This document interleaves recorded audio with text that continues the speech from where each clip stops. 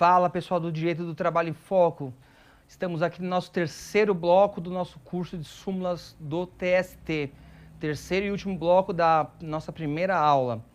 Bacana, como prometido no bloco anterior, a gente vai falar agora sobre adicional de periculosidade. Mas voltando à questão do abandono de emprego, sempre dá uns insights assim, e sempre que der esses insights eu vou trazer para vocês. No caso do abandono de emprego, isso não está na súmula, mas é uma questão prática. Não coloquem anúncios em jornais convocando o trabalhador para retornar ao seu cargo, porque você corre sério risco da sua empresa sofrer uma ação na justiça por danos morais. A corrente majoritária entende isso, entende essa conduta como ato ilícito ensejadora de ressarcimento por danos morais. Bacana? Então vamos lá para a nossa primeira súmula da parte de periculosidade. Súmula 39, periculosidade. Os empregados que operam em bomba de gasolina têm direito ao adicional de periculosidade. Óbvio. Óbvio que tem. Bacana? Então, só fazendo um adendo a essa súmula, na verdade, não só aqueles que trabalham em bomba, né? Aqueles que trabalham em lojas de conveniência também são credores do adicional de periculosidade, certo? Vamos lá, súmula 70, adicional de periculosidade. O adicional de periculosidade não incide sobre os triênios pagos pela Petrobras. Bom, aqui é uma situação muito específica, na verdade, né? É uma situação de empregados de uma empresa, ia falar uma grande empresa, mas hoje nem tanto, né? Sobre a política de cargos e salários da Petrobras. Como a base de cálculo da periculosidade é o salário base do empregado, sem nenhum, tirando os adicionais, salvo no caso dos eletricitários, como a gente vai ver, então os triênios pagos pela Petrobras não servem como base de cálculo para o adicional de periculosidade. Bacana? Bom, súmula 132, adicional de periculosidade, integração. Primeira parte, o adicional de periculosidade pago em caráter permanente integra o cálculo de indenização e de horas extras. Horas extras, tá? Já vou explicar o porquê que eu dei essa ênfase. Bom, essa indenização que se refere à súmula 132, na verdade, é uma indenização que não existe mais, né? Depois da Constituição de 88, ela foi extinta, que é a indenização por antiguidade, tá? Mas nada impede que a gente venha... nada impede que o contrato de trabalho do empregado preveja algum tipo de indenização ou a convenção coletiva de trabalho preveja algum tipo de indenização e essas indenizações elas só vão integrar, na verdade, o cálculo da periculosidade se forem pagas em caráter permanente, não em caráter eventual. Bom, falando das horas extras aqui, as horas extras, na verdade, nada mais é que o valor, o valor do salário base do empregado, né? Só que fracionado em horas. A gente tem que entender que horas extras é uma coisa, adicionais de horas extras é outra. Quando eu falo em horas extras, necessariamente eu não estou falando de horas extras e adicionais. Hora extra, na verdade, é a hora que excede o limite legal de trabalho do empregado, tá? O adicional é outra coisa. Bacana? Então, a hora extra, ela incide na base de cálculo do adicional de periculosidade. Bacana? Bom, a segunda parte fala: durante as horas de sobreaviso, o empregado não se encontra em condição de risco, razão pela qual é incabível a integração do adicional de periculosidade sobre as mencionadas horas. Óbvio. Por que óbvio? Porque O empregado, ele não, como a própria súmula diz, o empregador ele não está sob uma condição de risco. Na verdade, a gente tem uma previsão na súmula como essa, é consequência de nós não termos uma cultura positivista no direito do trabalho, tá? Então, havia entendimentos diversos que poderia incidir até que a corrente de jurisprudência caiu na real, falou, se o indivíduo ele não está sob risco, ele não tem direito, na verdade, ao adicional.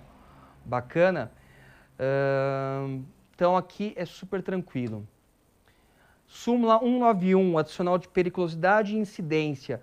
Isso, se alguém de RH estiver assistindo esse curso, essa vai para você.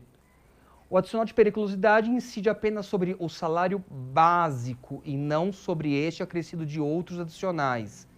Ou seja, a base de cálculo da periculosidade é o salário básico. Se ele tiver horário... Por que eu falei do RH, ou do departamento pessoal?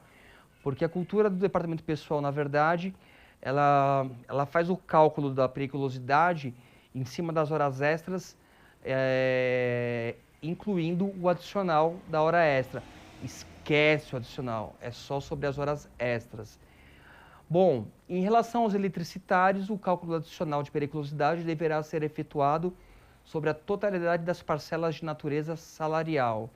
Bom, aqui é a exceção da regra. Na verdade, no caso dos eletricitários, a base de cálculo da periculosidade engloba tudo que ele recebe que tenha caráter salarial, tá? E o adicional de horas extras, ele tem caráter salarial também. Porém, como eu já falei, nada impede que numa negociação coletiva venha se prever qualquer adicional na base de cálculo da periculosidade. Até porque uma das características do direito do trabalho é a autonomia das partes, observando-se o quê? As garantias mínimas previstas por lei, por toda a legislação trabalhista. Bacana? Súmula 361, adicional de periculosidade de eletricitários, exposição intermitente. O trabalho exercido em condições perigosas, embora de forma intermitente, dá direito ao empregado a receber o adicional de periculosidade de forma integral, porque a Lei 7.369, de 20 de setembro de 85, não estabeleceu nenhuma proporcionalidade em relação ao seu pagamento. Bom, aqui o que quer dizer? Uma vez que esse empregado ele esteja na iminência de sofrer um sinistro com os agentes previstos no artigo 193, ele tem direito de receber o valor do adicional de periculosidade na íntegra, nunca de forma proporcional, por mais que ele passe 3 horas por dia sob o risco dos agentes, sobre o risco das condições previstas no artigo 93 da CLT, tá? Então, não se paga adicional de periculosidade de forma proporcional e sempre de forma integral. Bacana? Súmula 364, adicional de periculosidade, exposição eventual, permanente e intermitente. Essa é legal, essa eu gosto. Tem direito ao adicional de periculosidade o empregado exposto permanentemente ou que, de forma intermitente, sujeita-se a condições de risco. Isso não tem segredo, já falamos sobre isso. Indevido apenas quando o contato dá-se de forma eventual, assim considerado fortuito, ou que, sendo habitual, dá-se por tempo extremamente reduzido. Bacana? E aqui eu trago uma situação prática. Eu fui advogado do grupo CCR, né, que é um grupo que tem várias empresas que administram rodovias, né, pelo Brasil inteiro. E eles possuem as praças de pedágio, tá? E essas praças de pedágio, eles possuem geradores movidos a diesel. Para que isso? Porque em algumas regiões é muito comum o quê? A queda de energia, tá? E nesse momento da queda de energia, hoje eu acho que não, mas antigamente era assim. O próprio, o próprio empregado do posto de pedágio ia lá e ligava a chave geral, desligava a chave geral e os geradores começavam a funcionar para que não houvesse interrupção dos trabalhos. Retomando sua energia, esse mesmo empregado ele ia lá e reabastecia o quê? Os geradores. Nesse caso, a gente consegue estudar os dois institutos. Primeiro, o caso fortuito. O que é o caso fortuito? É aquele caso que o indivíduo não tem condição de prever nem de impedir, tá? Então ninguém consegue prever quando vai ocorrer uma queda de energia, que muitas vezes pode acontecer uma vez por semana, 2 vezes por semana, como eram os casos em que eu atuei como advogado. Então, nesse caso, não é devido o adicional de periculosidade. Outra situação que a gente pode estudar sobre esse mesmo case, o tempo extremamente reduzido. Se essas quedas ocorrem uma vez por semana, 2 vezes por semana, por exemplo, o empregado tem que se aproximar numa área de risco por um momento só para ligar uma chave de energia e abastecer os geradores, o tempo que esse empregado está em área de risco é um tempo muito curto. Então, na verdade, não seja o pagamento de adicional de periculosidade. Uma outra situação, isso caiu no exame de ordem, né? Eu vou resumir a questão para a gente não perder muito tempo. Na verdade, eram 2 empregados que trabalhavam em áreas de risco e um terceiro que trabalhava no escritório. E um desses empregados, ele buscava, na hora do almoço, ele dava uma carona para essa pessoa que não estava em área de risco para poder ir até a portaria da empresa. Esse tempo é extremamente curto, então o adicional de periculosidade não é devido. Inclusive, esse foi o gabarito da questão. E é até engraçado, porque hoje é a FGV que faz os exames da ordem, né?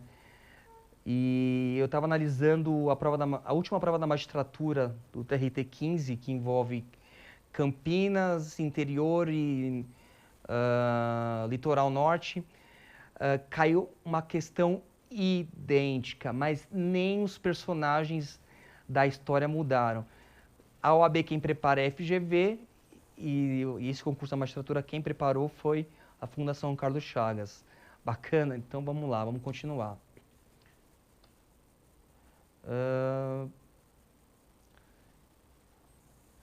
Súmula 3.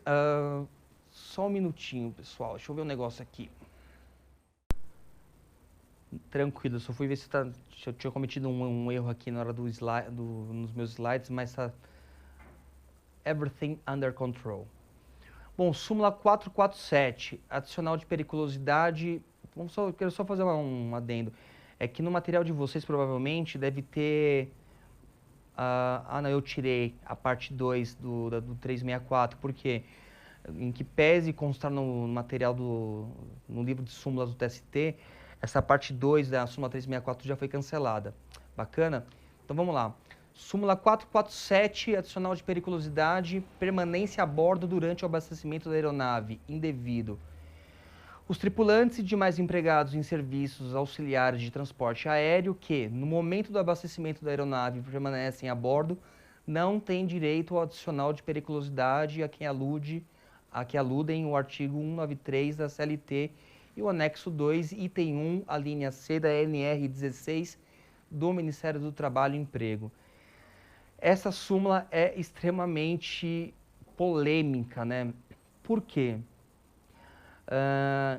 Se eu estou dentro de uma aeronave durante o abastecimento, é óbvio que eu estou sob risco iminente. Por quê?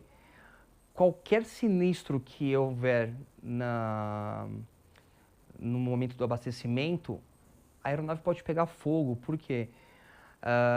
Como se sabe, o combustível das aeronaves ficam nas asas. E em caso de incêndio na bomba que faz o abastecimento, é óbvio que esse fogo vai atingir as asas e vai mandar todo mundo para visitar São Pedro, entendeu? Mas a súmula não entende dessa forma.